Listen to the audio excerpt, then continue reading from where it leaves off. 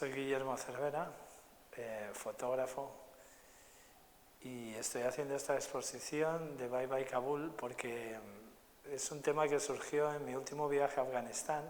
que llevo yendo ya varios años. Los medios de comunicación se han ido centrando más y más en la guerra, como hay todo el tema de las guerras de Siria, ha habido la de Libia. Se ha olvidado un poco la gente de que existe Afganistán, de que sigue habiendo tropas extranjeras en el país y que se van y que dejan el país pues como lo cogieron. Todos sabemos que los talibanes están ahí esperando, como dijo un periodista americano, nosotros tenemos los relojes, ellos tienen el tiempo, y ahí están esperando a que nos vayamos para volverán a controlar el país, volverán a prohibir la música, volverán a prohibir la televisión, a las mujeres las prohibirán ir destapadas, la piscina, todo lo que he fotografiado en este viaje